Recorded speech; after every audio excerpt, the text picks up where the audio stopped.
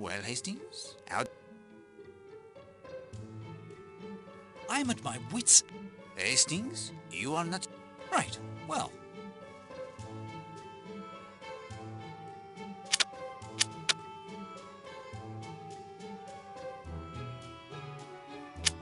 Heed our call. Provide us with the knowledge which we, and by...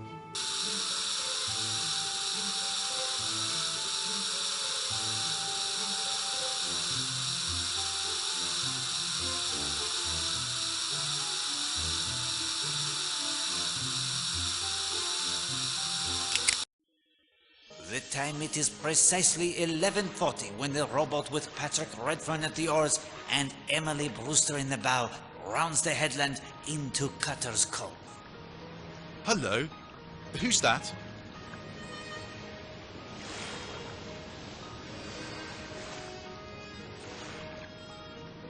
It looks like Mrs. Marshall. So it does. We don't want to land here, do we? Oh, plenty of time. That's odd. Why is Mrs. Marshall lying in the shade?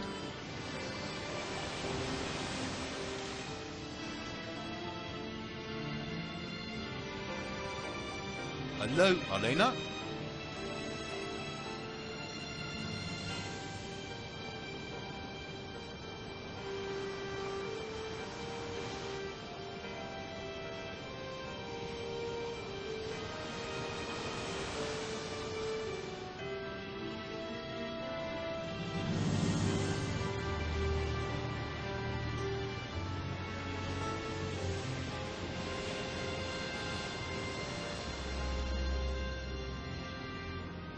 Mademoiselle Brewster senses something. The body, the way it lies.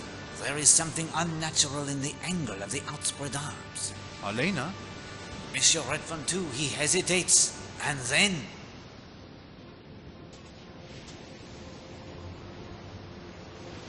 No. Elena! No! Is she... She's dead! Oh, God. She's been strangled! Elena! I was in my room, as yet unaware of the tragedy.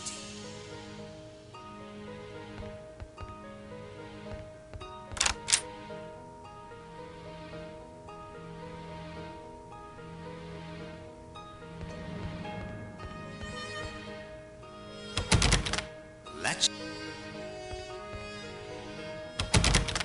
No, the door is...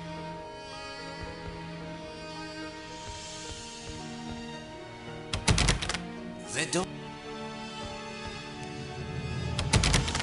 Quite secure.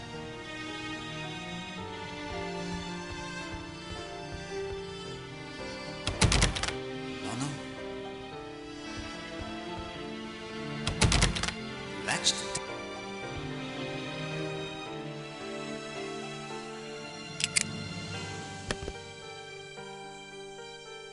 These are the binoculars.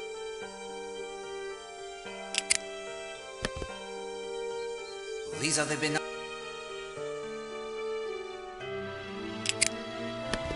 These are the binoculars. It is quite a view.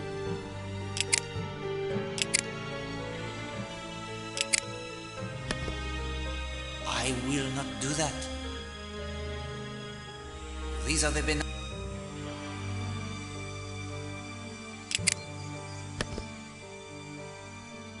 These are the binoculars.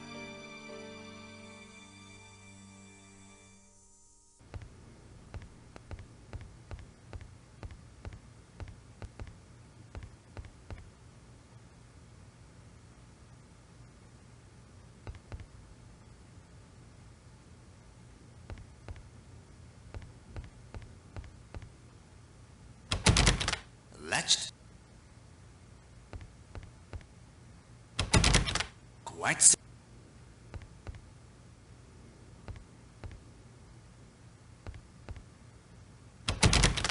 No.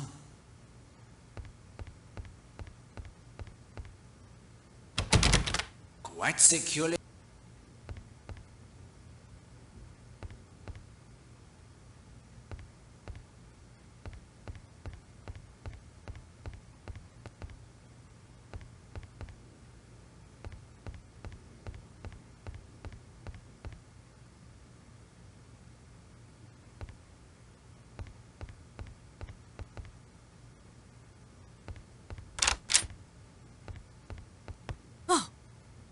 Monsieur Poirot.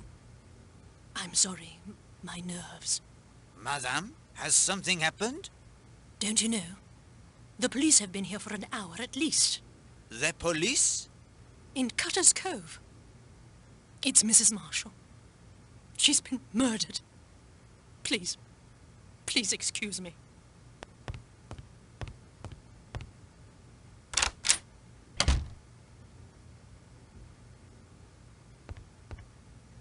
A solidly built...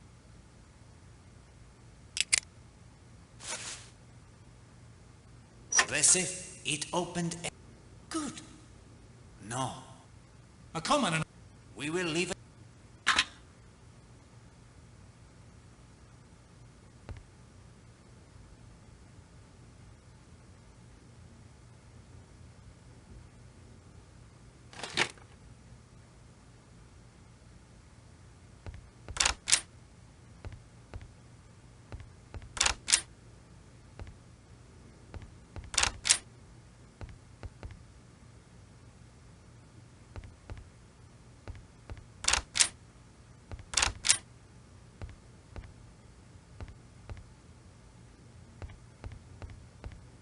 Oh, sir.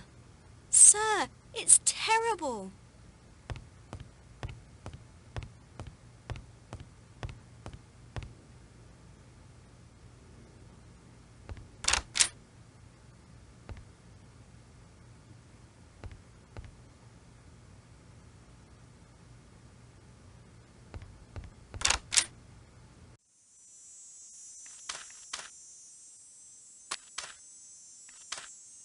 Do not disturb me.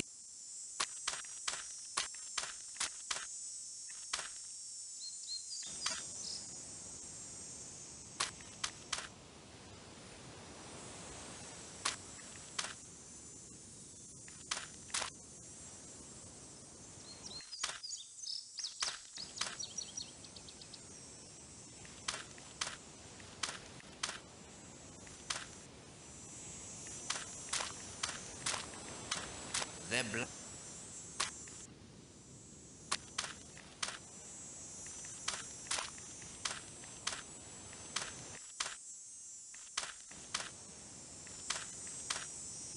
What are you...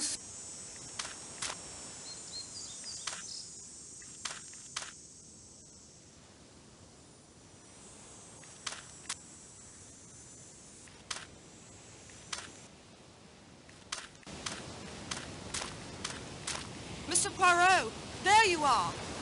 Mademoiselle, what has occurred? It's Mrs. Marshall. Mr. Redfern and I found her in Cutter's Cove. She's been strangled.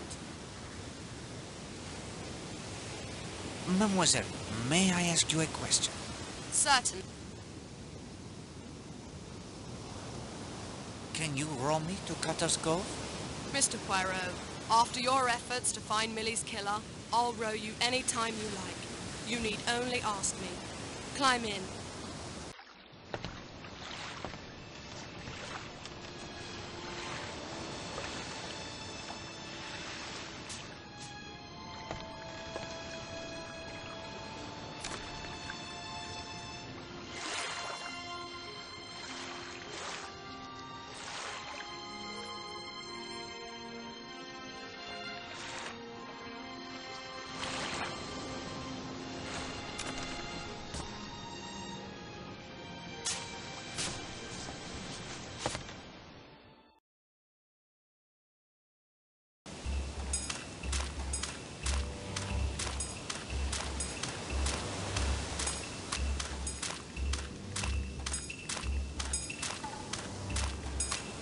Poirot, at last.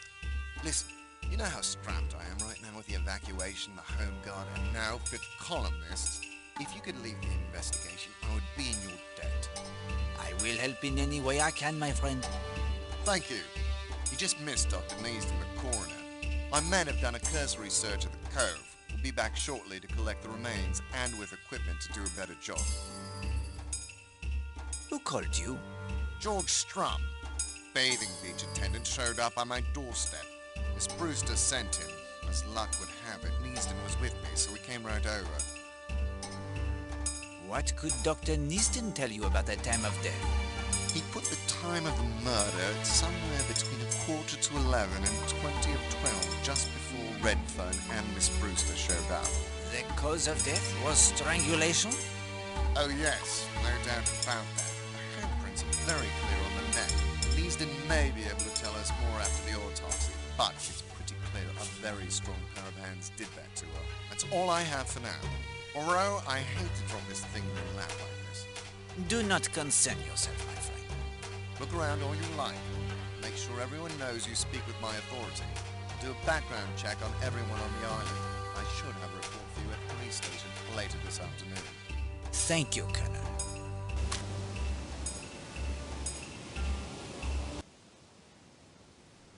Hello, something was dumped here. What does it smell like, Poirot? Coffee. Elena's coffee flask. This is certainly...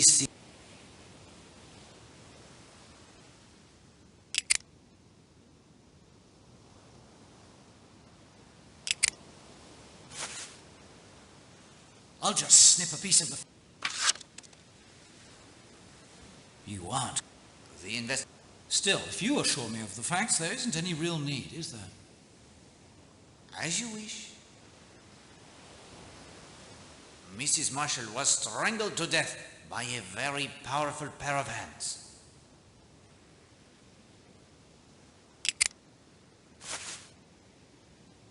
I do not think...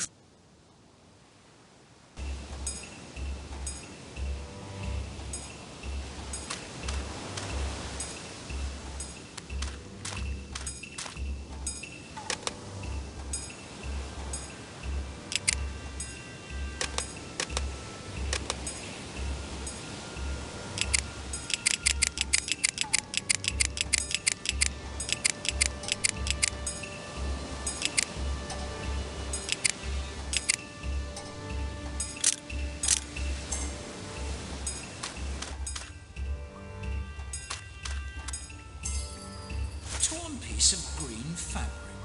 The same colour as Arlena Marshall's hat.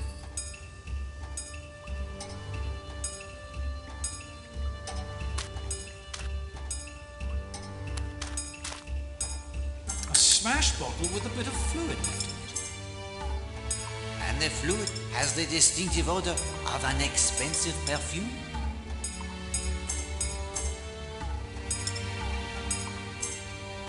Looks like a dart. The carving is quite old. That mud looks like it was placed there deliberately. And there's something shiny underneath.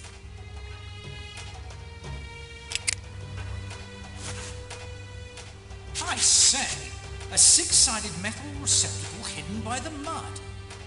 The mud must have been applied fairly recently, and the metal looks shiny, almost new. And that shape. It reminds me of something.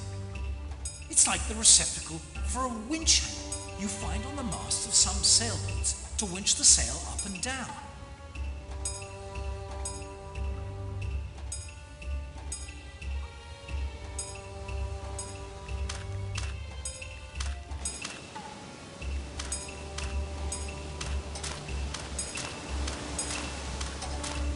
What? Oh, Poirot. May I put to you some questions, Monsieur Redfern?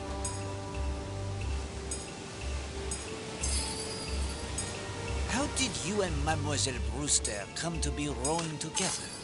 I asked Miss Brewster if I could join her. Why did you do that? Monsieur Redfern, there is no longer the luxury of playing the little games. Now is the time for truth. Elena and I were accustomed to swimming together each morning. When I did see her on the beach, I went looking for her. She wasn't on the hotel. I saw Miss Brewster getting the rowboat ready. That's when I got the idea that if we rowed around the island, I might find her, Elena. I offered to row first. We set off. What time did you arrive here? Sometime before 12. I don't know exactly. Tell me what you thought when you saw Mrs. Marshall. Well, I was put out, if you must know. I couldn't understand why she hadn't met me. I couldn't understand it at all. I rowed for the beach. I wanted to find out what she was doing. What happened after their boat beached? I called out to her, but she didn't answer. She just lay there. I went over to her. There was something strange. She was so still. I knelt beside her, touched her hand, then her arm. She didn't react at all. Then I lifted her hat. My God, her face. It was dark, mottled, and there was marks, handprints on her neck. Steady. I'm sorry.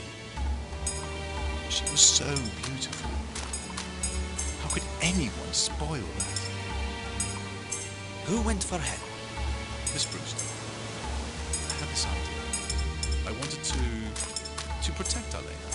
It's stupid, I know. She was beyond anyone's protection. I sat near her, couldn't take that, and came over here and waited until the police arrived. Is there anything you saw or thought that might help us? I'm sorry. Let me think. Take your time. There was one thing. I heard a noise while I was still over near Elena. What was it? A clatter on the rocks near the ladder. Something falling.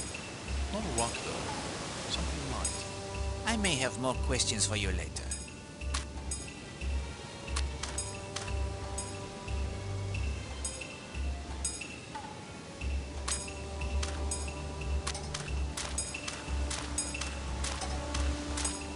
Give me a few minutes, would you, Bro?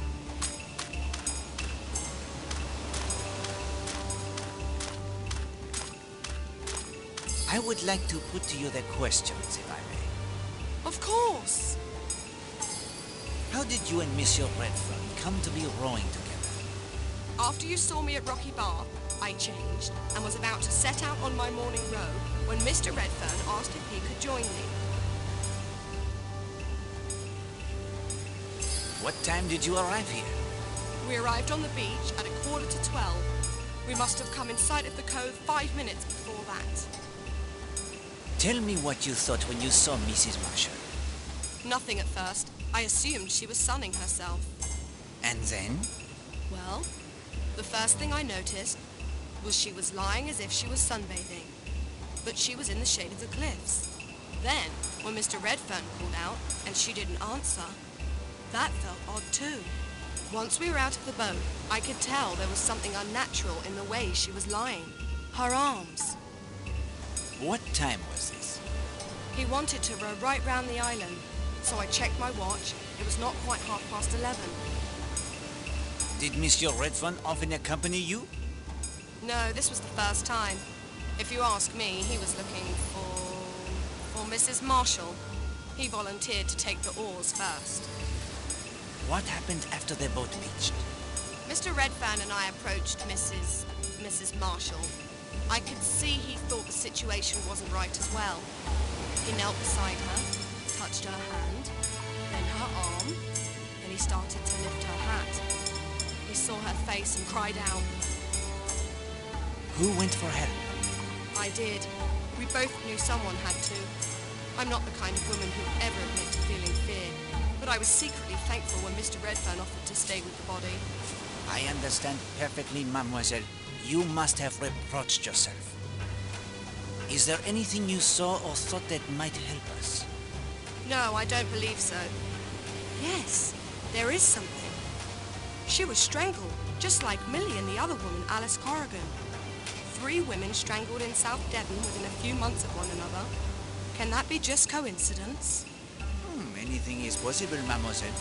But I will agree the coincidence in this case seems highly unlikely. I may have more questions for you later. Of course. Can you row me back? Of course. Would you like to leave now? Yes, thank you.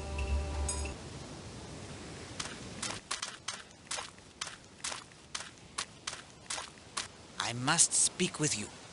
Sir, Colonel Weston says I should answer any questions you might have. Murder. Isn't it horrible? It is indeed. What can you tell me about the murder? Nothing. Nothing at all. I had to go rake that tennis court again this morning. I was there from 10:30 until several of the guests turned up to play around 12. Can you believe somebody had been digging it up? Oh, that is terrible. I am sorry you were put to so much trouble. Oh, that's all right. It's not as if you did it. This is a washout. He knows nothing. He can still be useful, Hastings. See if you can find out how.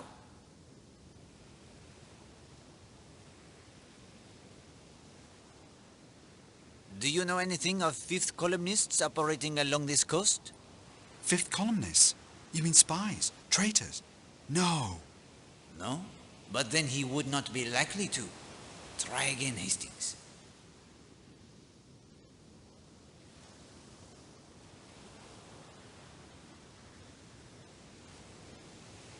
You told me you will be the Navy frogman soon.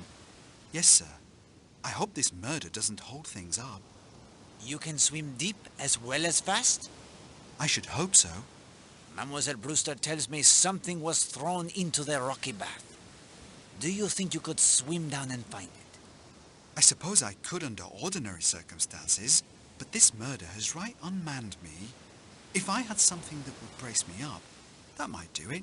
Liquid carriage, if you catch my meaning. Pas mal, Hastings. You at least seem to be following my story. We now know the service George can perform for us. We lack only the means to enlist his aid. Merci, Monsieur. You know where to find me, sir? I can't really talk right now.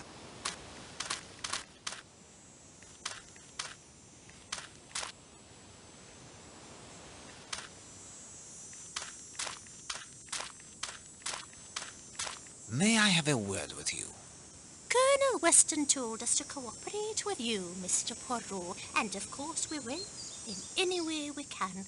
But this has been a very bad shock to me, and Mr. Gardner's always very, very careful of my health. Isn't that so, Oakley? Yes, darling. Mrs. Gardner is very sensitive. I appreciate you speaking with me. You spent the morning here, overlooking the beach? Yes, we did. And not the slightest idea in our minds of what was happening just around the corner in that little cove. And you were here the entire time? Yes, both of us. From nearly 10:25, until Oakley went to play tennis at 12.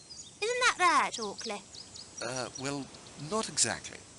I did run off to fetch your purple wool, if you'll remember. That was around 11 by the hotel clock. It took quite a few minutes to find it, I'm afraid. 15 minutes, possibly 20. No more than 10 minutes, surely. I barely missed you.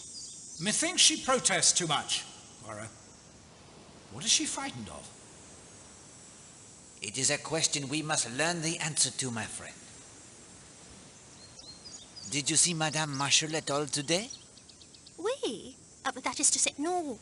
I said to Oakley, why, wherever can she have got to this morning? First her husband comes looking for her, and then that good-looking young man, Mr. Redfern. I always wondered, why must he go running after that woman when he has that nice, pretty wife, all of his own, didn't I, Oakley? Yes, darling. She can babble all she likes, but I heard that hesitation, Poirot. Did you notice anything that might have a bearing upon the case? Why, no, I don't think so. Just that she was always around with young Redfern. Anyone can tell you that. Did her husband mind, do you think? Captain Marshall is a very reserved man. That is all the questions I have for the moment. We're devastated. We know nothing that could help. Aren't we, Oakley? Yes, darling.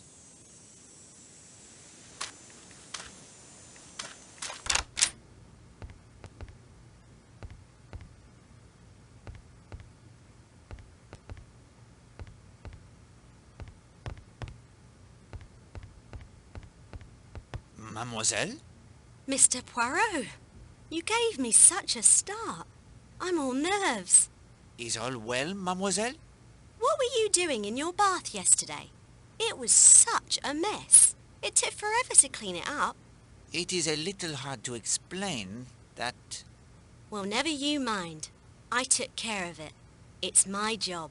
How are things between you and Monsieur Will Jenks? Mr. Poirot, the Marshall girl told me that there is nothing between her and my will. Everything's patched up. I am so glad. She also told me that you had a hand in clearing up that mystery. If you need a helping hand in this horrible murder case, you just let me know. Pardon me, sir.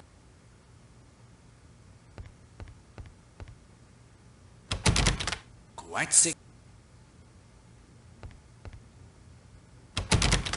Latched tight on.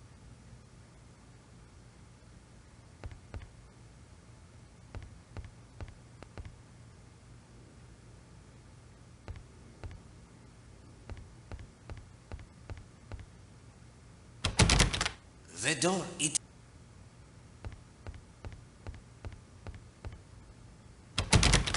No.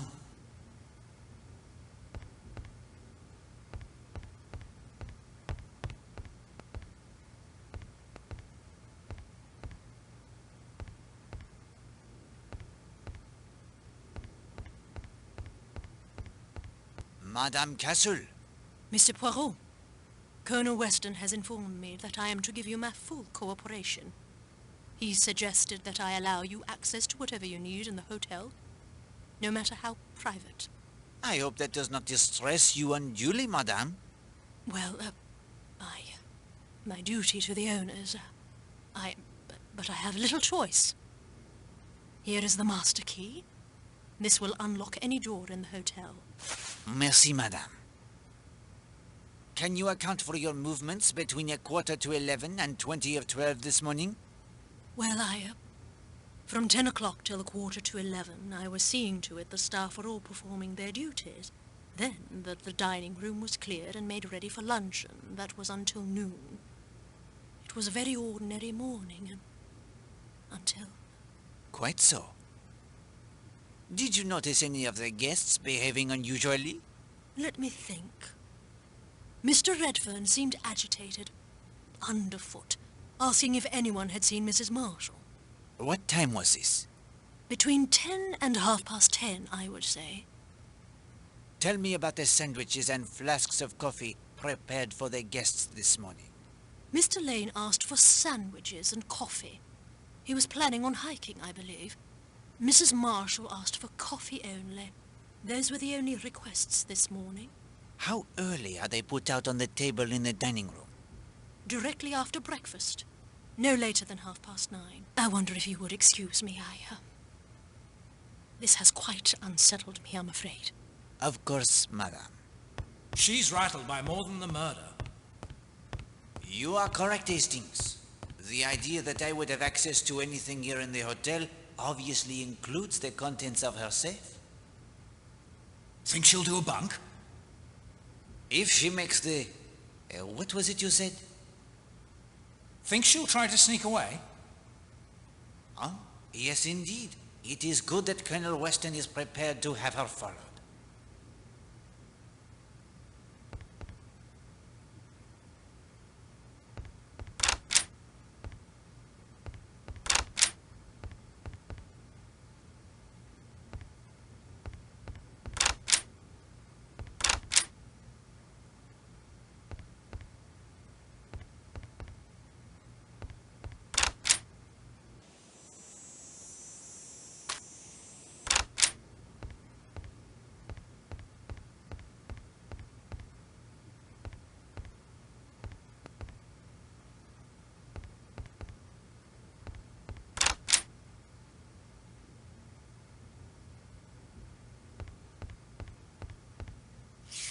This may be important.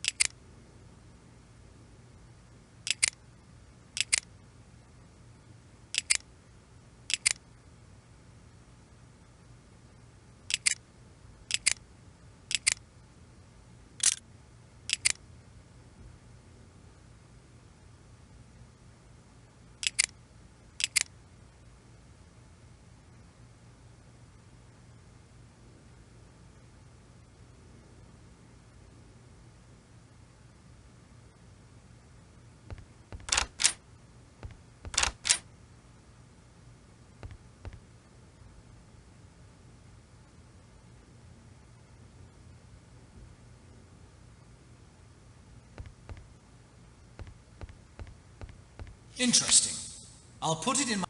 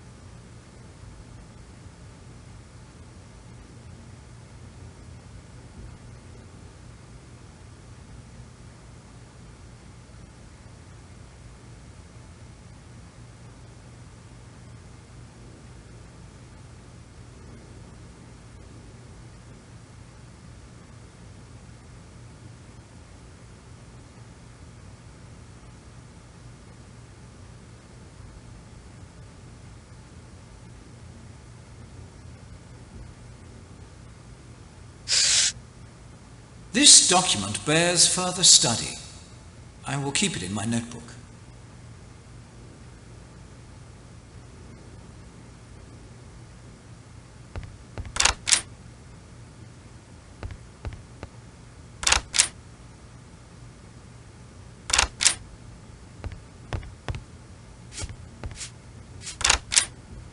This room belongs to Mr.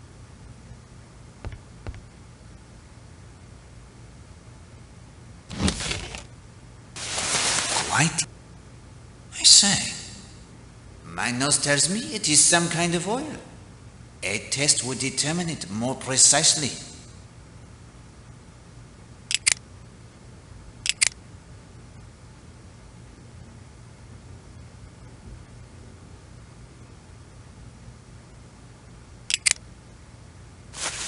I will not do that. That will do quite well. I say, My nose...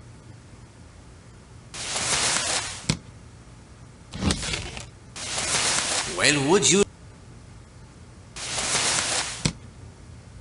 Ah, beautiful and without clutter.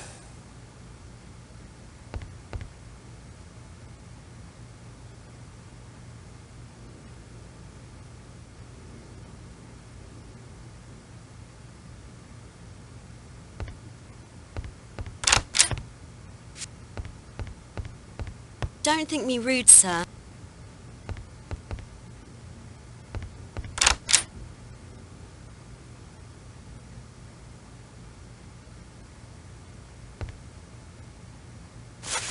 that's a rather nasty-looking stick pin.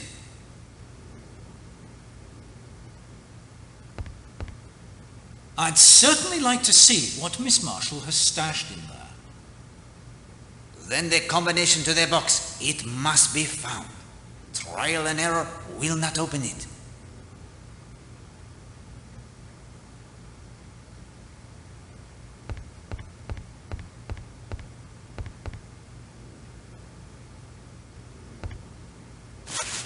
Linda's watch. It agrees with yours exactly, Poirot. Therefore the watch. It is correct to the second.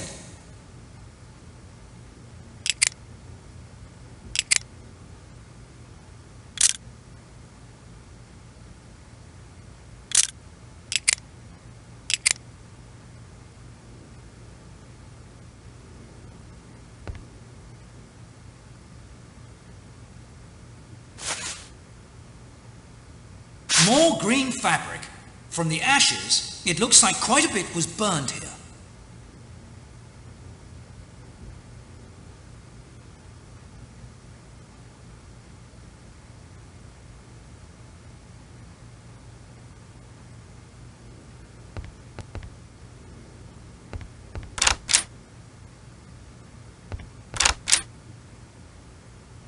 We will not be searching Mademoiselle Darnley's room.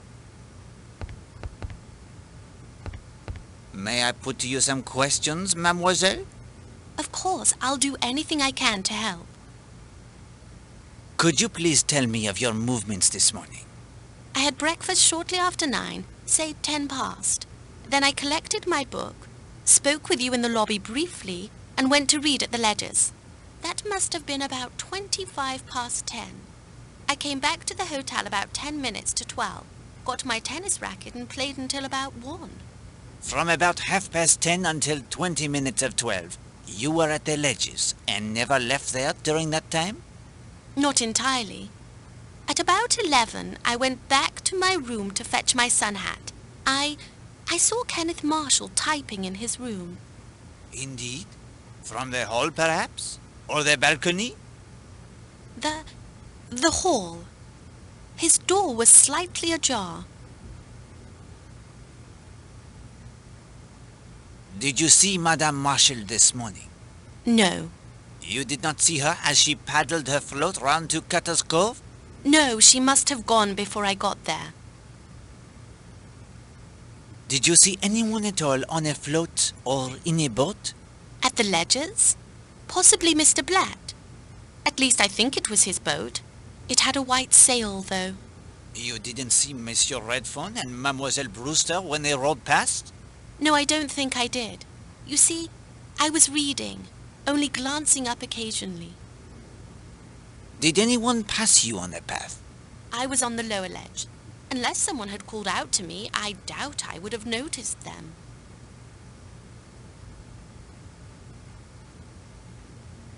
You were, I think, acquainted with Captain Marshall? He is an old family friend. We grew up next door to one another, although I had not seen him for a good many years. It must be nearly 12. Do you know of anyone with a grudge against Madame Marshall? Only wives, but since she was strangled, I presume that it was a man who killed her. Did you like Madame Marshall? No. Why was that? She was bored to death with women and showed it. On the other hand, men were a very different story. Do you think her husband was aware of her interests in that line? I think that he accepted his wife quite frankly for what she was. He had no illusions about her, but I could be wrong. Were the Marshalls on good terms with one another? On perfectly good terms, I should say. Monsieur Marshall, he was very devoted to his wife? Ken, Mr. Marshall is rather old-fashioned.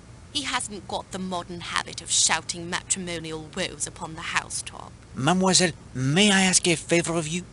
You found my typewriter, Monsieur Poirot. I am in your debt. What would you have me ask, Hastings?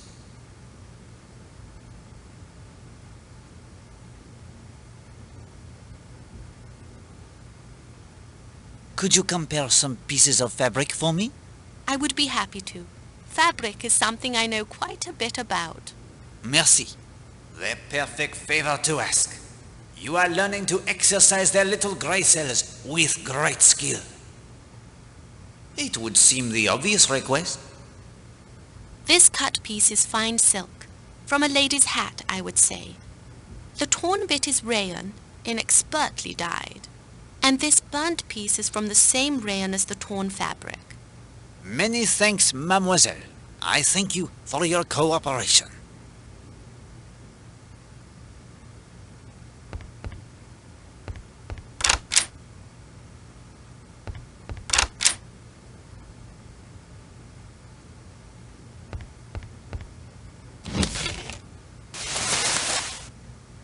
A rather touching photograph.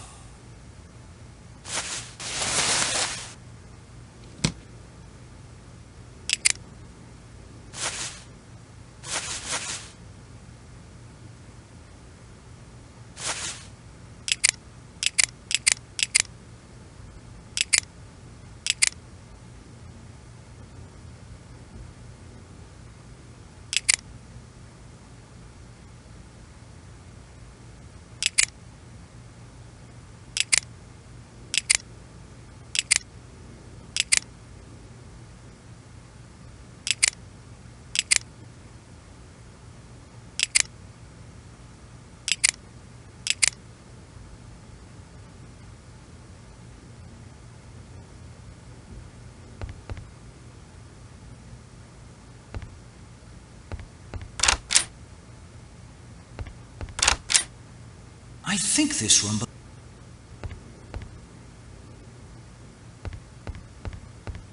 From the looks of these betting receipts, the Major is his bookmaker's best and unluckiest customer.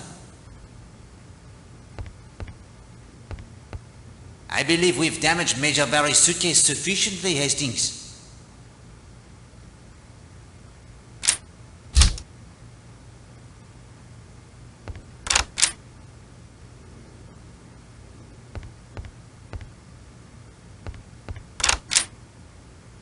Forgive the intrusion, Captain Marshall.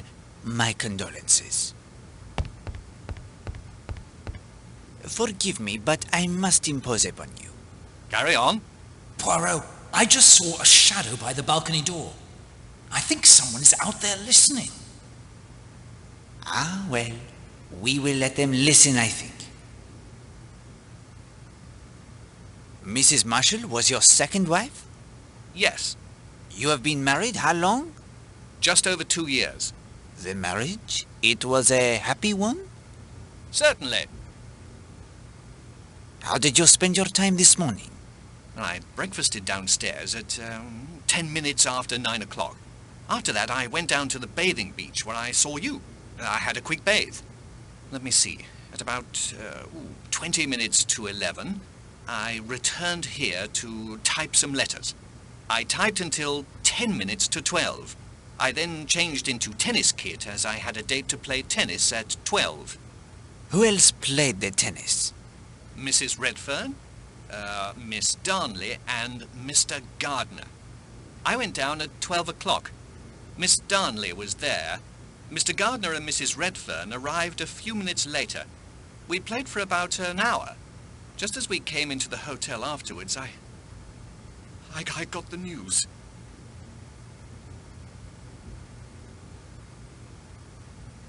Was Mrs. Marshall previously acquainted with anyone in this hotel? I believe she had met Mr. Redfern before, at some cocktail party.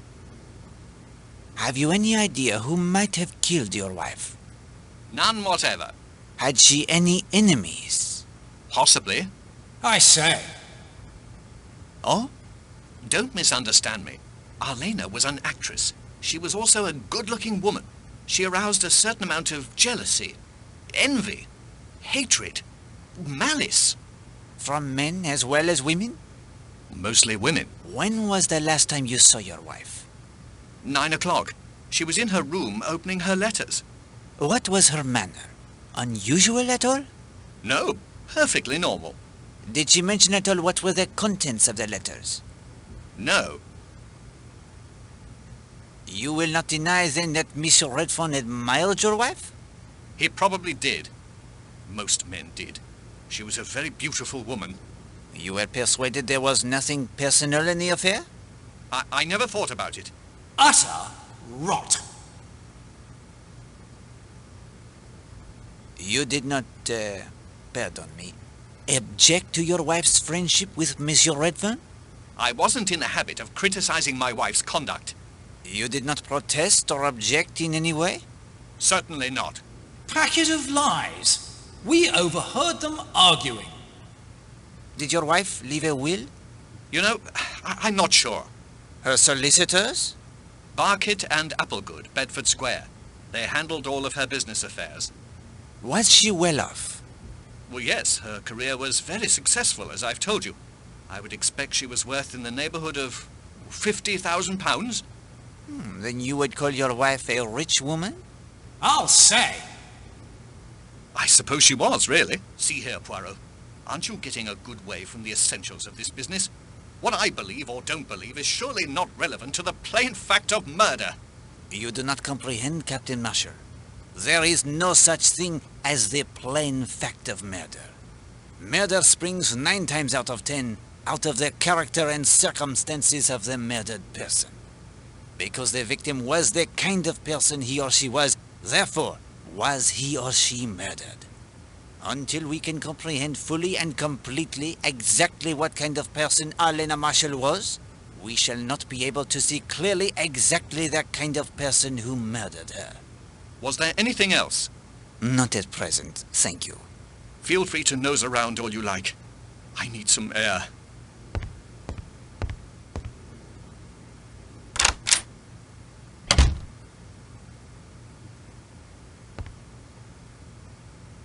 This is certainly...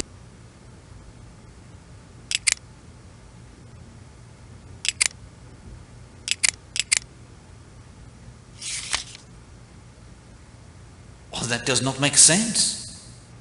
That is not such a... This is neither the time nor the place. I will not do that.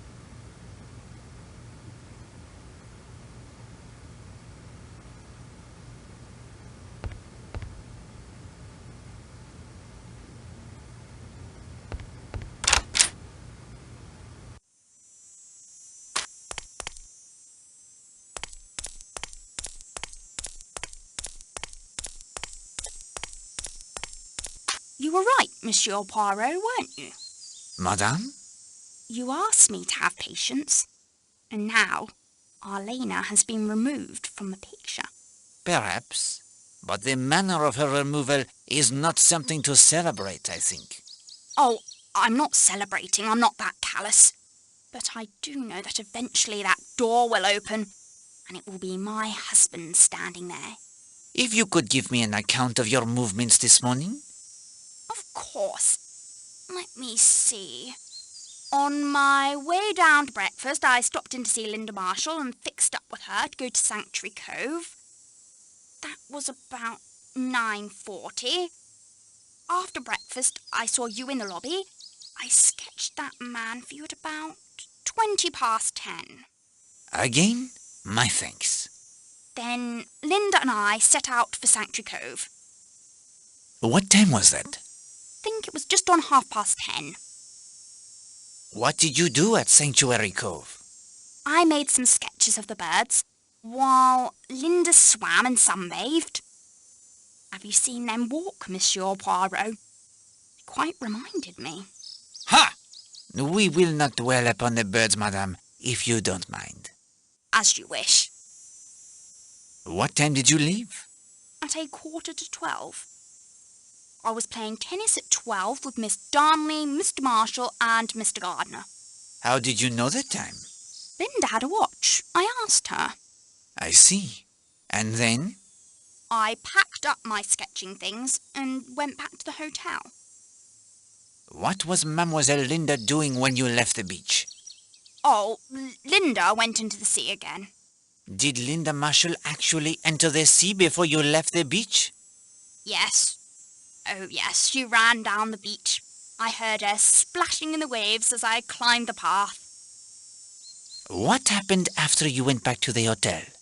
I changed into my tennis things and went to the tennis court where I met the others. We played 2 sets and were just going in when the news came about Mrs. Marshall. How did you feel when you learned of Madame Marshall? It was a horrible thing to happen. Yes, but you were so very surprised? I think I see what you mean. No, I was not perhaps surprised. Shocked, yes. But she was the kind of woman. She was the kind of woman to whom such a thing might happen. Yes, madame. That is the truest and most significant thing that has been said to Poirot today.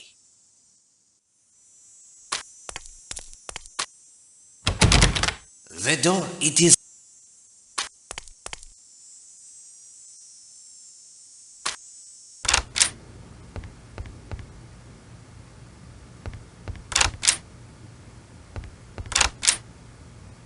This room belongs to the beautiful Arlena Stewart, Marshall.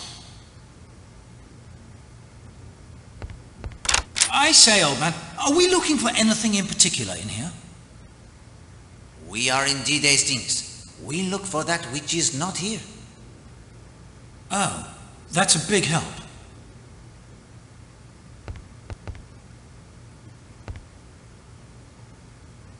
Looks like ordinary bath salts. Poirot, open the lid. I cannot, Hastings. The lid, it is screwed on most tightly. There are red hairs caught in the bristles. No mistaking that colour.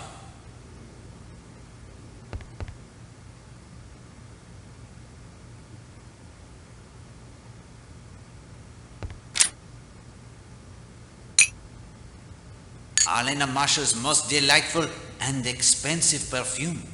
It is the same as that which we found in the cave.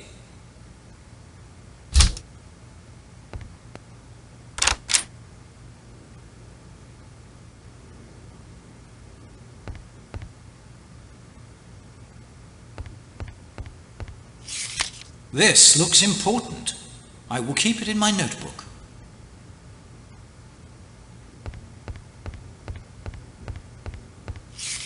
I'll just put this in my notebook.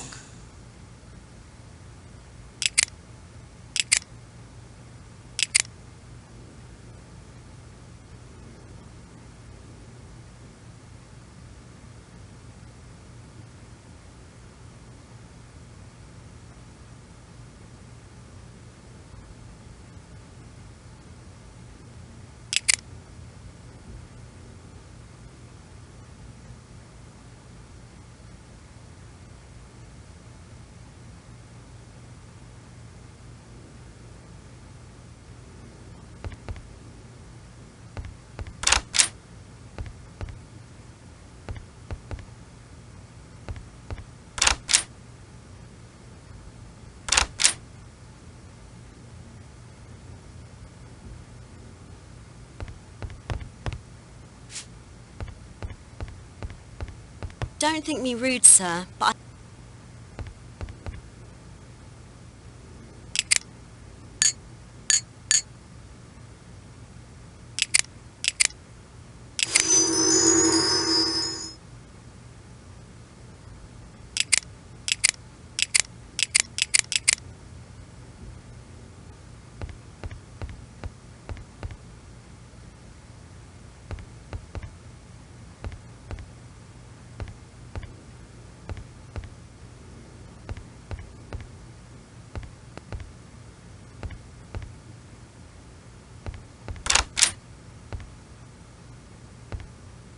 Afternoon, Mr. Poirot. Terrible thing, this murder. I hope you get to the bottom of it. Need a little stimulation to help you think? Choose from the menu if you like. I say, some tasty concoctions here, Poirot. I shall have the absinthe flip, s'il vous plaît. Right you are.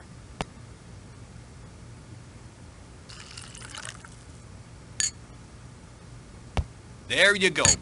Merci. Hastings, we must stay alert. I ordered the drink only for appearances. Whatever you say, old man. Afternoon, Mr. Poirot. I say, some tasty concoctions here, Poirot.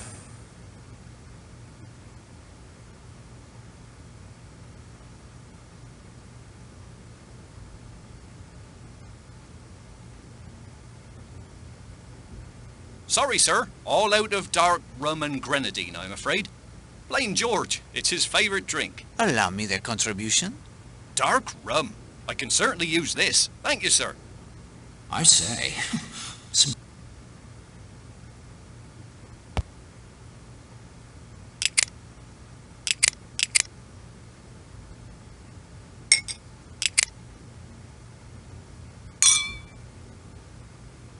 That is not... I will... Afternoon, Mr. I say... Sorry, sir. All... Allow me the contribution. Grenadine. I can't imagine where you found it, but thank you, sir. This will do nicely. I can now make Planter's Punch again.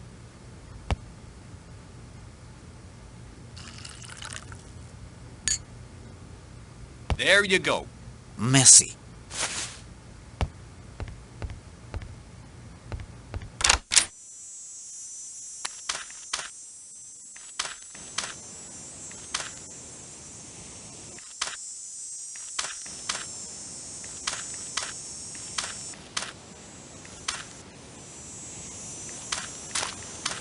Hello, Monsieur Poirot. I'm sorry.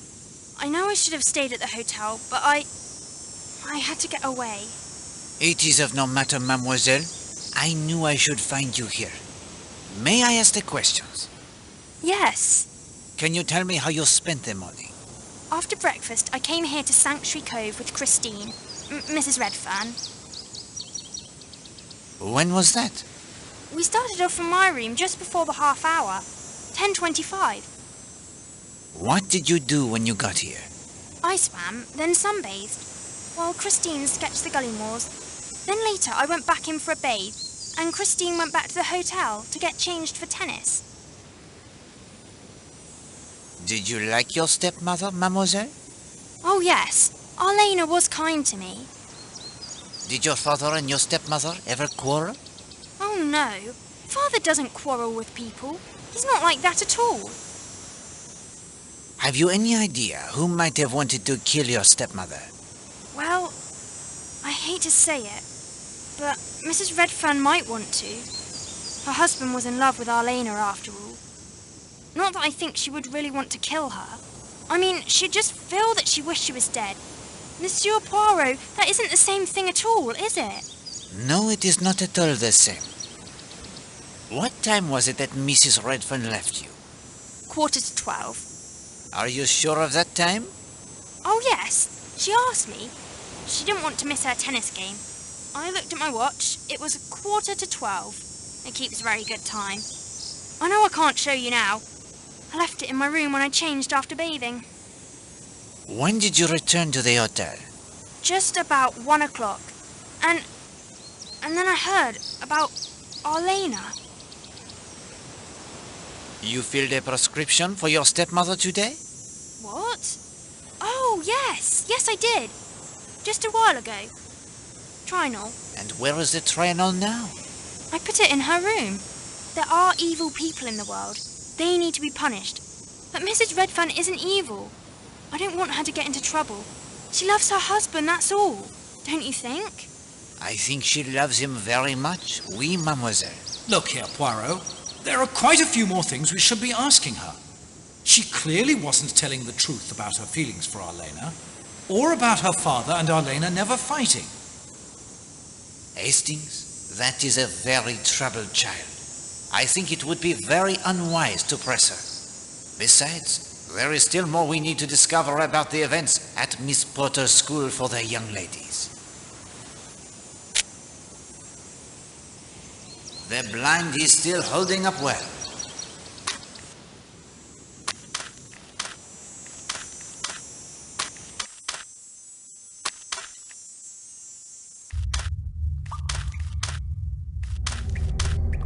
May know my friend Hastings?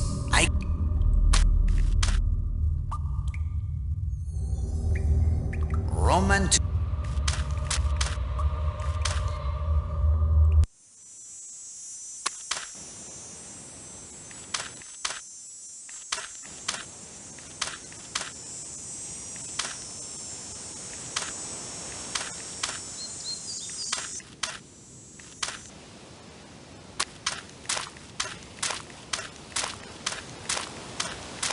A planter's punch. This will do nicely. Thank you, sir. That certainly restored my nerves wonderfully. Now then, you had a bit of diving you wanted me to do.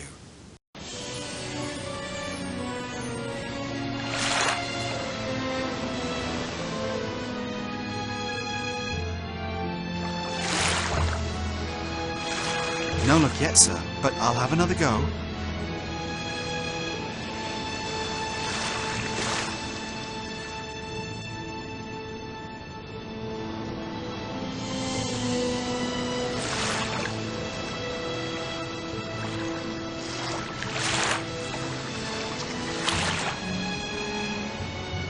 This it, sir? Just a small glass bottle?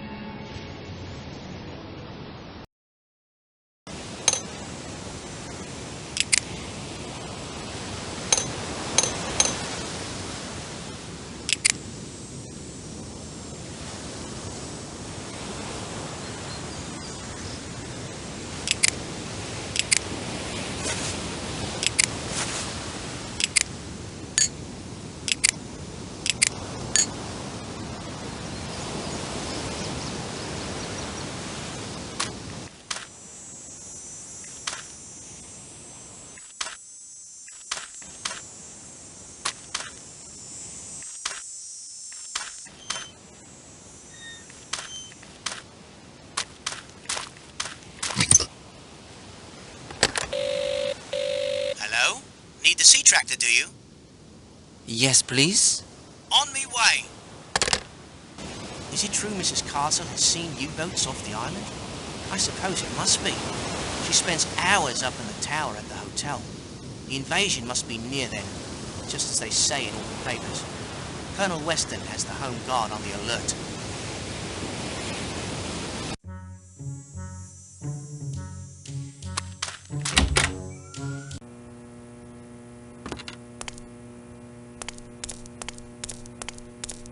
Hello again, Mr. Poirot. I have a few matters to... What can you tell me of hotel guest movements this morning? Well, let's see. Mr. Lane came across on the sea tractor fairly early this morning, about 8, I'd say, and set off on foot across the moor. He hasn't come back yet. Major Barry picked up his car, thanks again for repairing it, and drove off to Kingsbridge just before 10. Say, 10 minutes of... Major Black came in from sailing not too long ago and headed for the Monk's Head. I've seen no one else except the police and Dr. Needston coming and going. Colonel Weston went back to the police station, I think. Do you know Mr. North? The day tripper gent with the binoculars? That is he. Haven't seen him today at all. but he has no trouble wading across the causeway on his own. He has been visiting Seadrift Island often? Every now and again over the past few months. Anything else I can help you with, Mr. Poirot? You did a bang-up job on that motor of Major Barry's. Do you have the handle of the winch used for the raising and lowering of the sails? No, but I can probably track one down for you. Come back later this afternoon.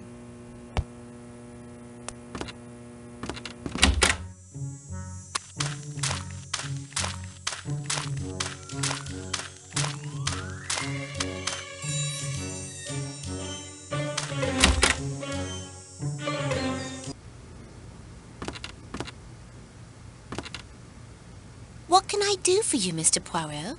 You have heard of the terrible tragedy? The murder of that wonderful actress, Mrs. Marshall? Oh, yes.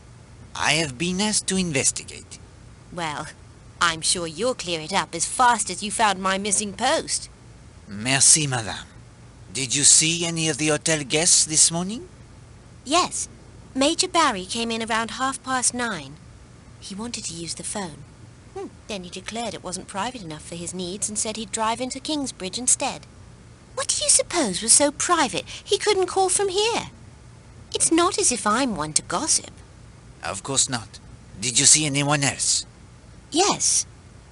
That young stepdaughter of Mrs. Marshall's came in to refill a prescription for her. What was the prescription? A sedative. Trianol.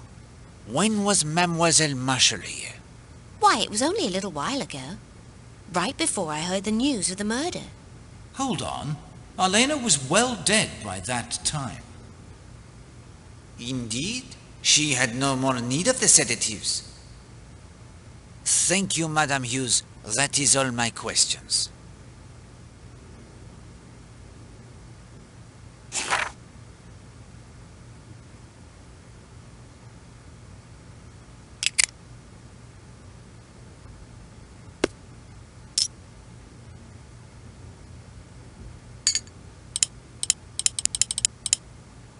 I am sorry, mon ami. I am sorry.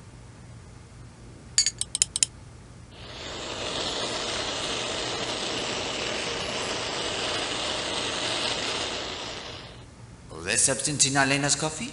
It is Trianol, a powerful sedative.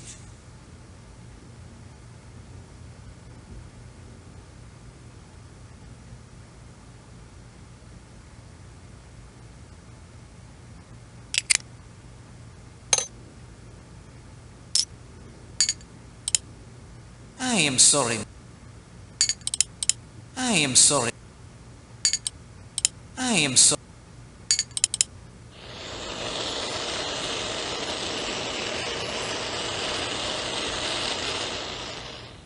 The bottle thrown from the balcony, it contained artificial suntan.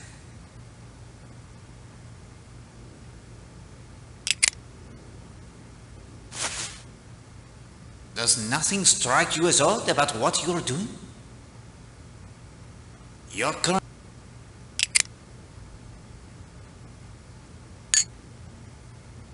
I do not think that is appropriate. Your current course of action, it is a mis...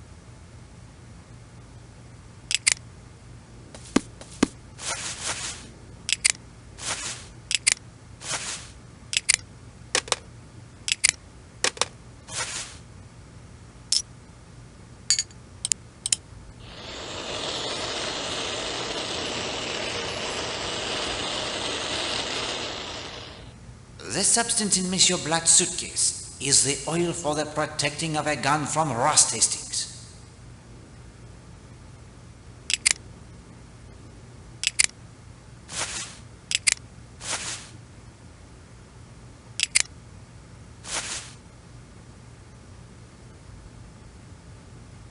I will not do that.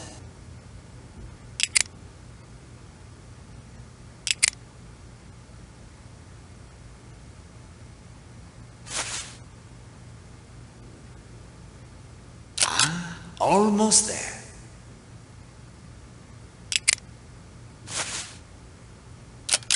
Hastings, this is important. Would you not agree?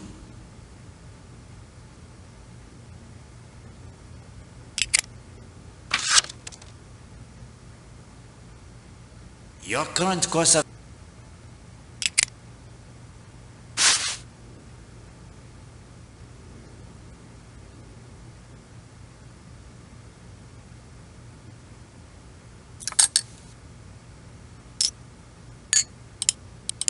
I am sorry.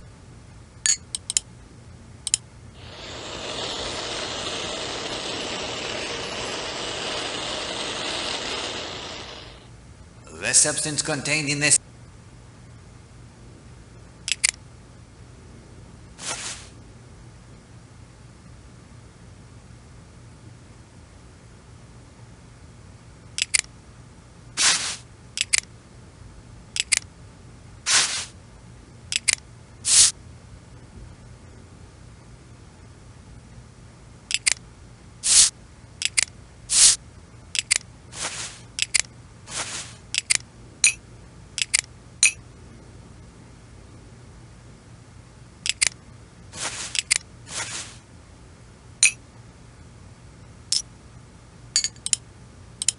I am sorry, mon ami. I am sorry, mon...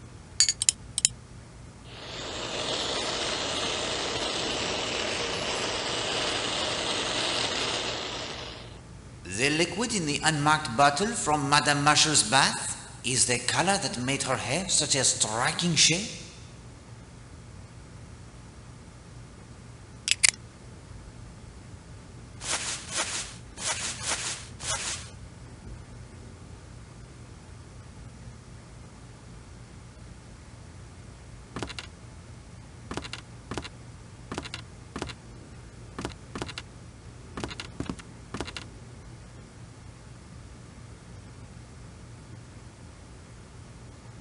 Thank you, sir.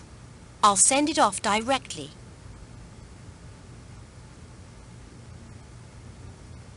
Thank you, sir. I'll send it off at once. We have already... Are there any telegrams? I'll just... Sorry, sir.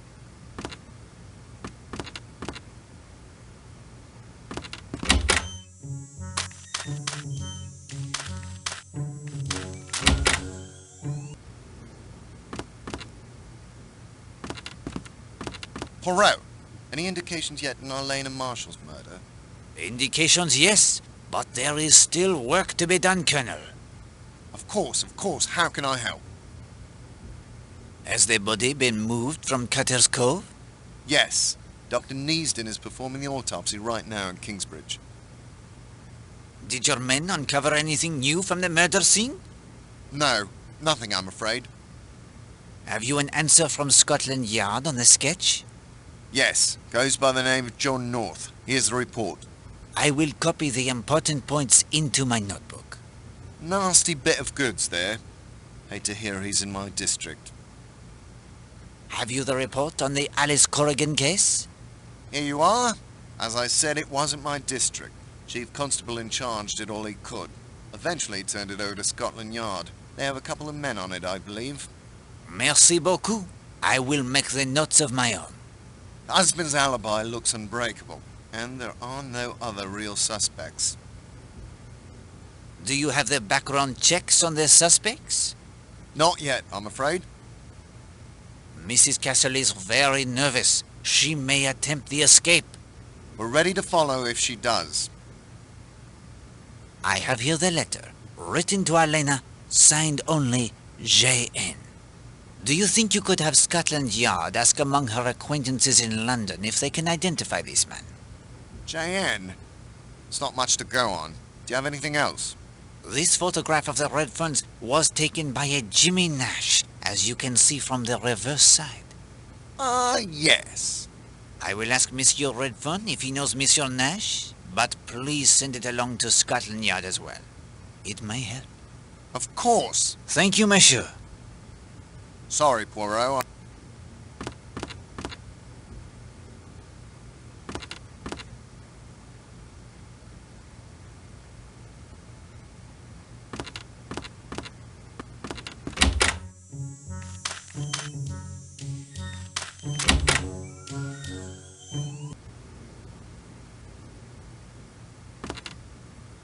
Have you any dark rum? Nary a drop, I'm afraid. With trade being as slow as it is, there's not much sense in restocking.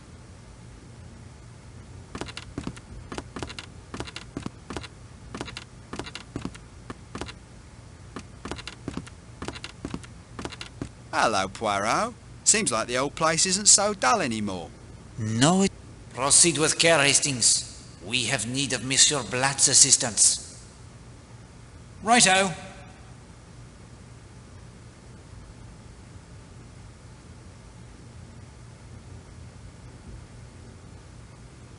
I believe you have lost the life ring buoy from your sailboat? How did you know that? I have found it. Your boat is called the Parsimony, is it not? Why, yes, she is. A little joke of my competitors in the business world. Hardware, was it? Do not press him, Hastings. That's right. Listen, that buoy's no good to me anymore. It was damaged in a storm. I've been trying to find another without much success. I even tried to beat Bagby at darts for the boy and his war, but I couldn't do it. Can you shed any light on the murder? If I was looking for a suspect, I couldn't rule out that Mrs. Redfern. Jealousy, you know, led to trouble before this. Yes, unfortunately, Madame Marshall was strangled by someone with powerful hands.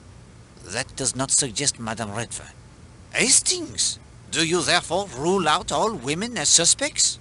Of course. No woman would have the strength. We will speak more of this in a moment. Where were you from 11:15 and 20 of 12 this morning? Easy. I put out in my yawl about 9, then spent the morning zipping up and down the bay. Just got back a few minutes after 1 and heard the news about the murder. Ghastly business. Could you see Cutter's Cove from your boat? Well, yes. I suppose I could have, but I wasn't looking, I'm afraid. Perhaps I will try a game of the darts. Good luck. He's the best player I've ever seen.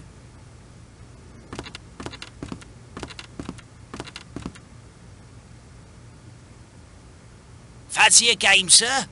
Care to make a gentleman's wager? I will play you for that life ring buoy on your wall. Oh, very well. £10 for a boy? That's highway robbery.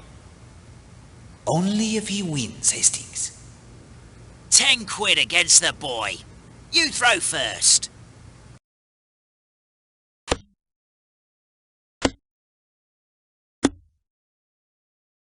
Oh, I say, that was first rate.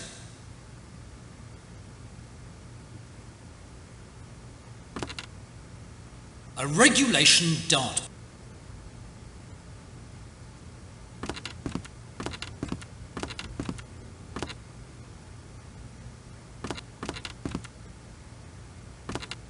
I'm afraid I need some time.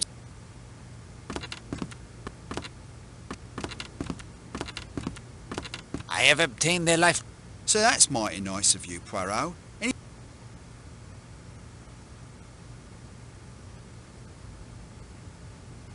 Do you have the compass I might borrow? Well, I guess I could let you use my compass. Not much use for it sailing round Leathercombe Bay. Mind you, return it though. Do you have the winch handle I might borrow? Winch handle? From my sailboat? Not bloody likely. How would I haul my sails up and down? If you'll excuse me, Poirot, I have some business to attend to. Don't worry, I'll be around the hotel if you need me. Poirot, do you think a woman could have strangled Elena? In 1926 was the first woman to swim the English Channel. I believe she could strangle you with ease, especially if you asked such a nonsensical question. Then we should put all the women on the island to the test. Somehow. Very well.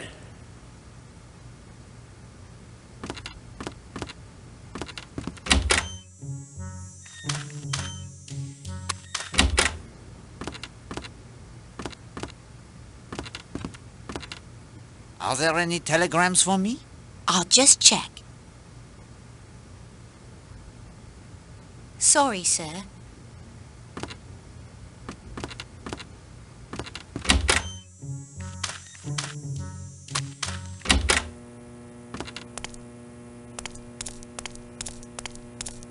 Like a ride to the... Yes, please. Let's be off then. What a lot of police going back and forth. I guess it's true then. The murder's been done. I heard it was that actress lady, Arlena Stewart, who died. Good to have that Colonel Weston in charge. He'll soon get to the bottom of things. And I brought over Dr. Neasden as well. He does the autopsies at the hospital in Kingsbridge. Hard to believe that such a thing could happen here. I don't think there's been a death on the island since Tom Cutter was hung 3 centuries ago.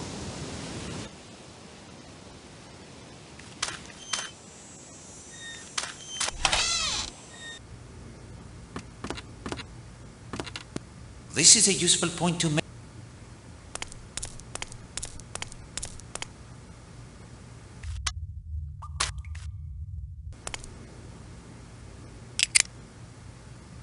From the Smugglers Inn pub via the tunnel, it is 28 minutes.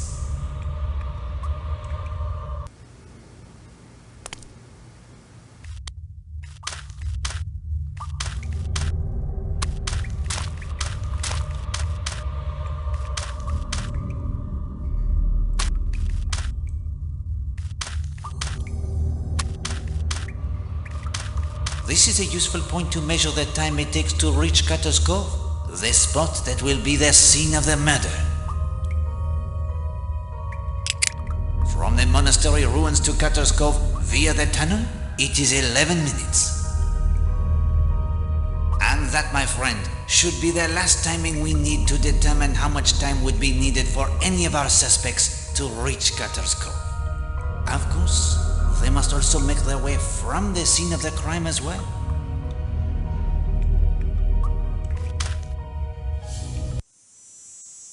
No, Hastings. Tightly locked. I will not do that. That is...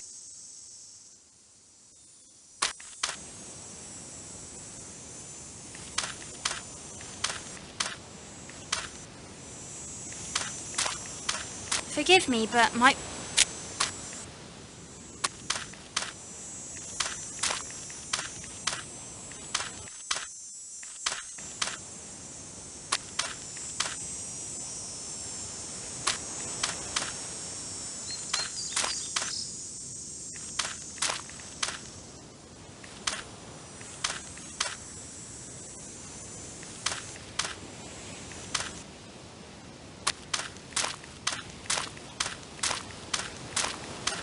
I'm afraid I need some time.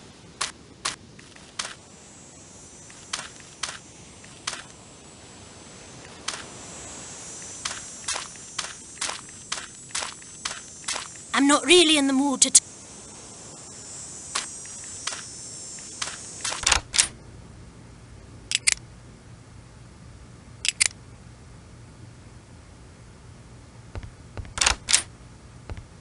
No, Hastings. I will leave him to him.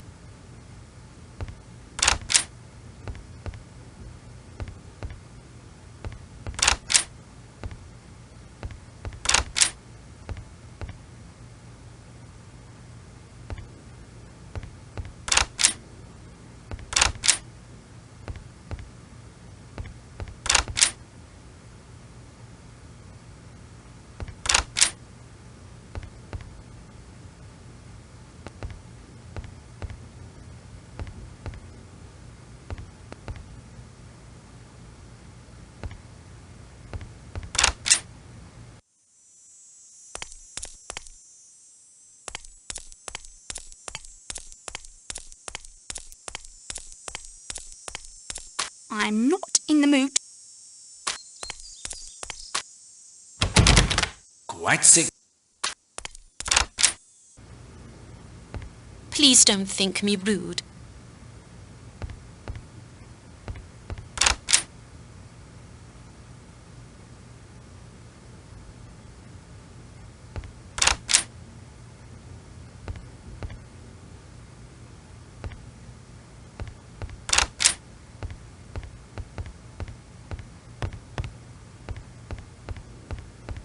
Mademoiselle, there is a favor you could do.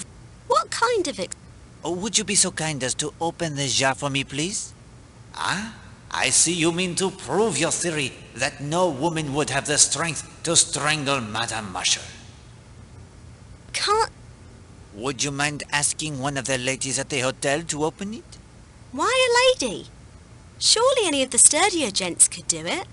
Well, Hastings, this is your plan. What do you say to that? Tell her you have a phobia about other men opening jars for you. What? Oh, that is absurd. She will think Poirot is a lunatic. If you won't do it, I win my point. No woman could have throttled Arlena Marshall. Mademoiselle Gladys, that is to say, I have the tiniest of phobias about other men opening jars for me. As unbelievable as that sounds. Oh, no, sir. I believe it. Coming from you, I'll give it a go. Who shall I have tried? Madame Castle?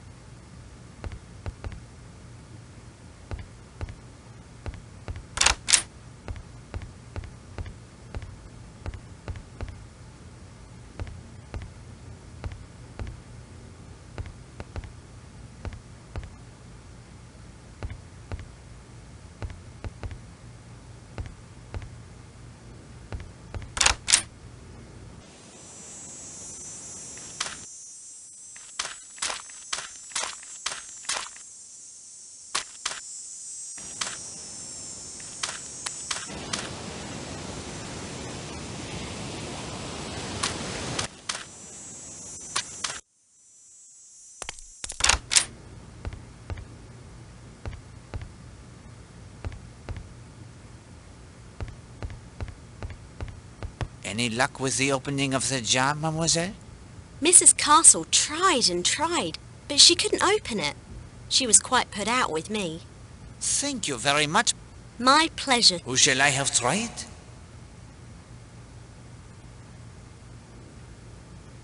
Madame Gardner?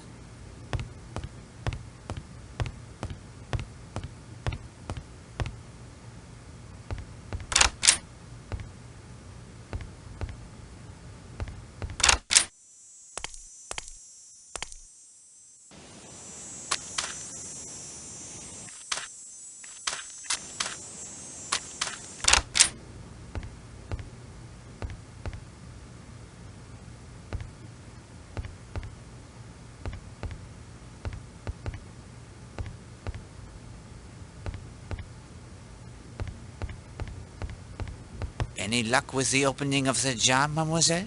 Thank you very much, Mademoiselle Gladys. My pleasure. Who shall I have tried? Miss Darnley.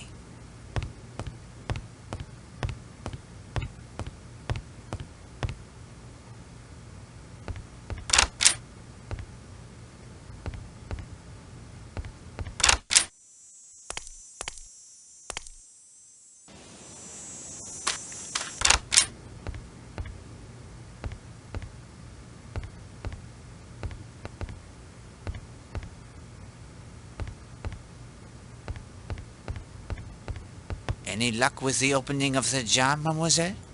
Miss Darnley gave it a good go, but she couldn't open it. Thank you. My pleasure. Who shall I have? Christine Redfern.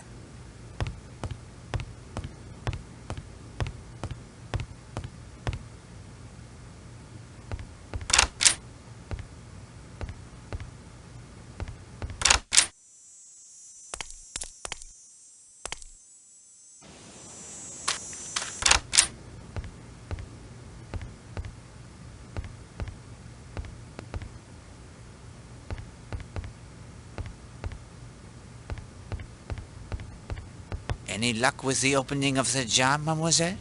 Mrs. Redfern couldn't budge the lid. Thank you very much, Mademoiselle Gladys. My pleasure. Who shall I have? Mademoiselle Brewster.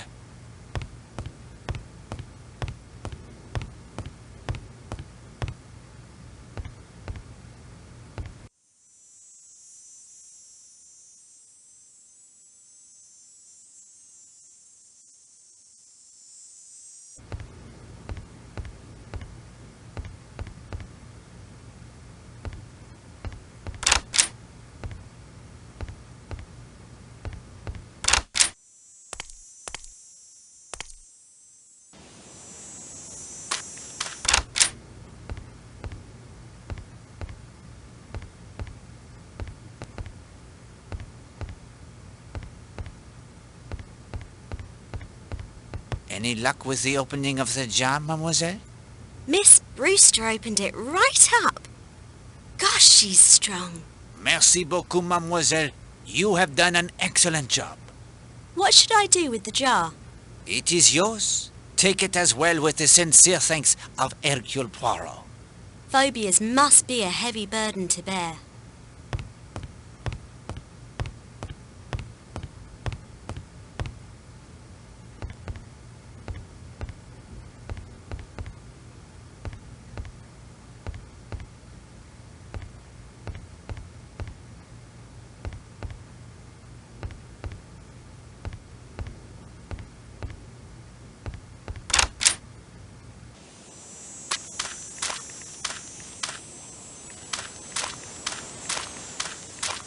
I'm not really in the mood.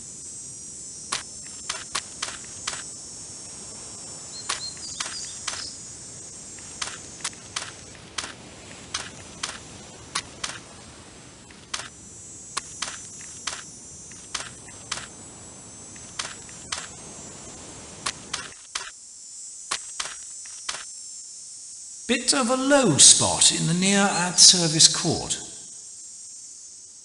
It is an... It's to keep the clay of the court smooth. And from the...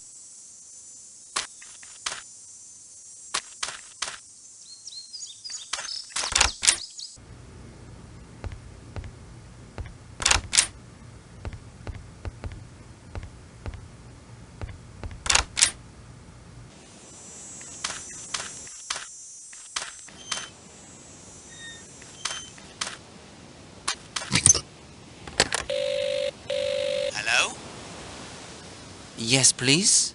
On me way. I hope you don't mind, Mr. Poirot, but Gladys told me about your phobia. How you don't want gents opening jars for you and such. I sympathise with you. I've an uncle who had a phobia about opening doors. If there was no one around to open a door for him, he'd try crawling through a window instead. Then he got stuck in a window once and wouldn't go near them either. He lives in a tent outside Swansea now. Bitter cold some nights, but he seems happy at last.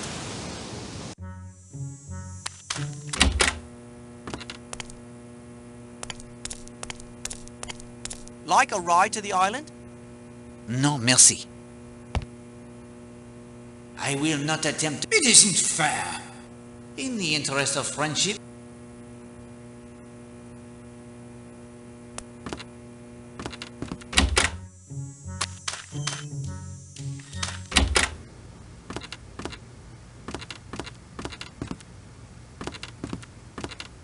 Are there any telegrams for me? I'll just check. Sorry, sir.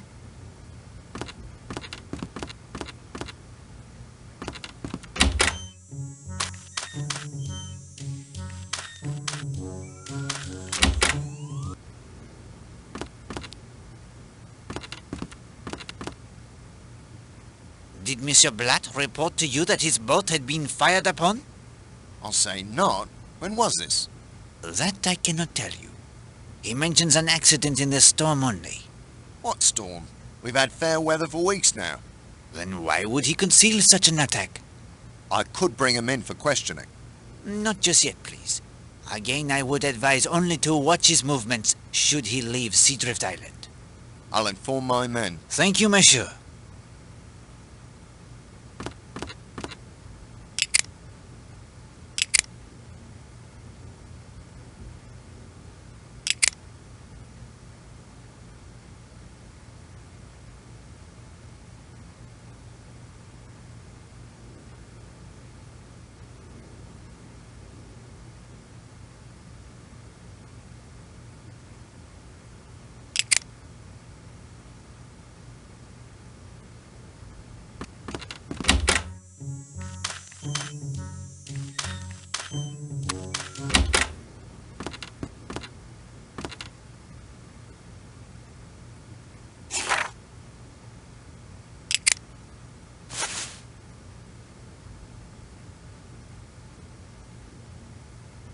I will not do that.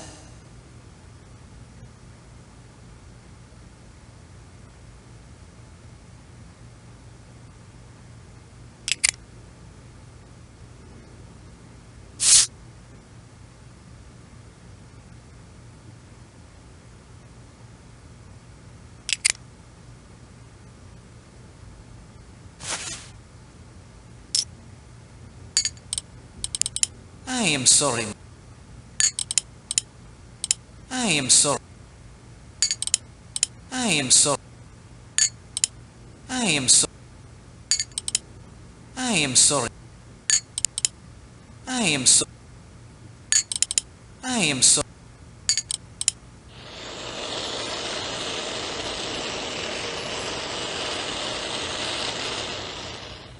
The substance on the stick pin, it is candle wax.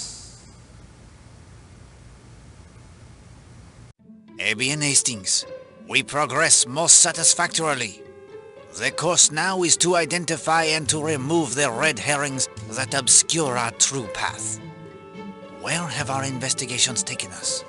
I will remind you of those moments I considered the most important.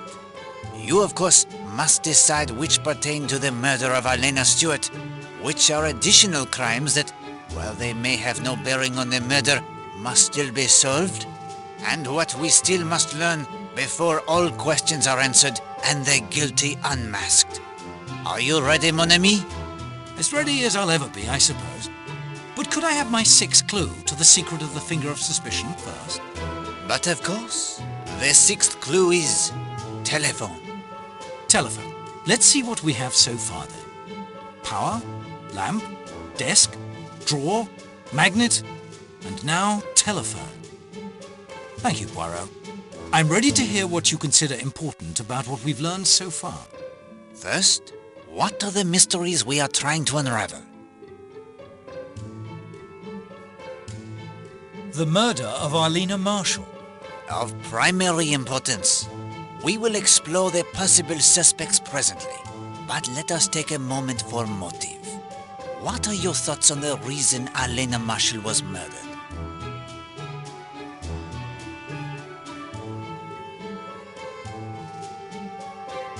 Revenge.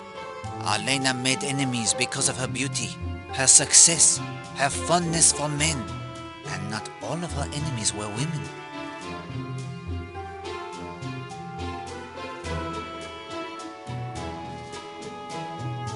The murder of Millie Parsons. We now know enough of the circumstances in the crime to point towards a killer with motive and opportunity. The anthropology instructor, Gideon Fell. And unless Mr. Fell is on Seadrift Island or in Leathercombe Bay in disguise, he is not a suspect in Arlena Marshall's murder. Yet there were several persons who were either intimately or peripherally involved in the case on Seadrift Island. True, and 2 points remain to be cleared up. Can you name them? Is Linda Marshall involved in voodoo? The signs seem to point in that direction, I am afraid. Once we hear from Miss Porter and learn what Mademoiselle Marshall hides in her puzzle box, we will have our final answers, I think. Was Gideon Fell the man you mentioned in your story of voodoo? The one who awakens in the night in the greatest of fear? Yes, it was he. Because of voodoo? Is it so hard to accept? If you accept that he himself believed in the power of voodoo? The murder of Alice Corrigan. We know little of the details of this case. Only that the husband was implicated and cleared due to the unbreakable alibi. And this crime was committed near Brixham as well.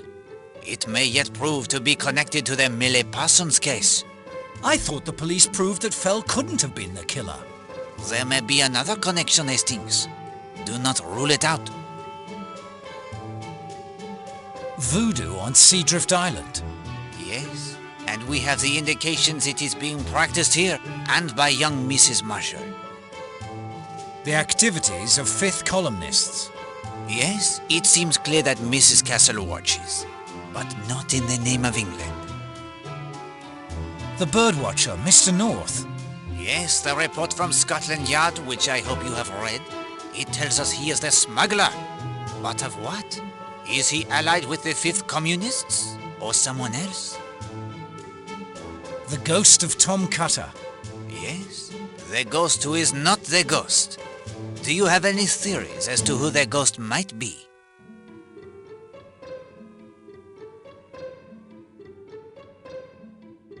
George Strum. To prove that the ghost he has seen truly exists? It is possible, I suppose. Bullets and Mr. Blatt. Yes, Monsieur Blatt is shot at, but fails to mention the fact. Shot at by whom? A German U-boat? Possibly. If it were the authorities, I am sure Colonel Weston would have been informed. Yet he did not find the incident of sufficient interest to tell anyone. He even makes up the transparent lie of storm damage. Why? Yes, all of these mysteries still bedevil us to greater or lesser degree. Now I will list the characters in our little drama. Do you believe that we can eliminate anyone from any...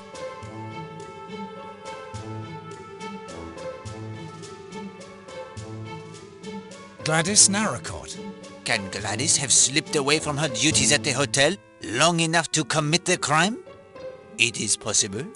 But when faced with what she believed was her young man's unfaithfulness, her character drove her to sorrow, not murder. Besides, she suspected it was Linda Marshall who was playing up to Will, not Elena.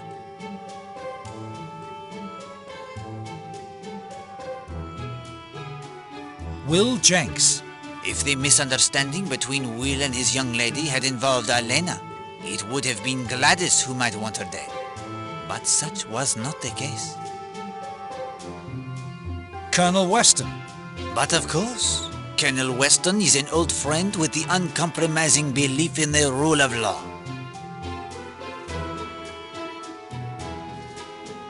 Mrs. Hughes. I agree that we can safely eliminate Madame Hughes. Witnesses will easily establish she was tending to her various business ventures during the time of the murder. Albert Bagby. Of course. While the Monkshead pub does not open until 11, Monsieur Bagby could not have made his way to Cutter's Cove and back again in 20 minutes. Henry Bailey. The estimable barman. I myself can testify that he was in the bar during the time of the murder. George Strum. His hands? They are certainly hands most powerful, and George may have abandoned the raking of the tennis court long enough to commit the crime. But his movements are well known to all, in case he is needed on the bathing beach. He could not count on his absence being overlooked. And again, of course, where is his motive? Now let us turn our attention to the more likely suspects. Which is your choice as murderer?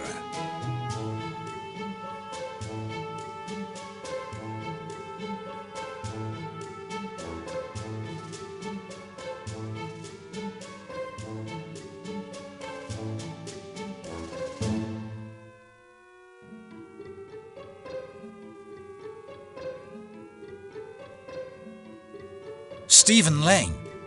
A man so consumed by his zealotry, he has lost his position as a minister of God? The religious fanatic is indeed a man who could be driven to take it upon himself to personally destroy the evil he sees.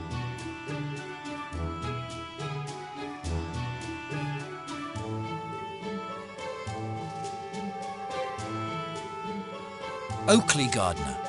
The likable Mr. Gardner, who takes so long to find the knitting wool and who was ruined by Arlena Marshall? Emily Brewster. The athletic Mademoiselle Brewster is a woman strong enough to strangle another, as your experiment proved? And we have not determined a sufficient alibi for her, I think. And yet she is another like Monsieur Blatt, par example, who apparently has no motive for the crime at all.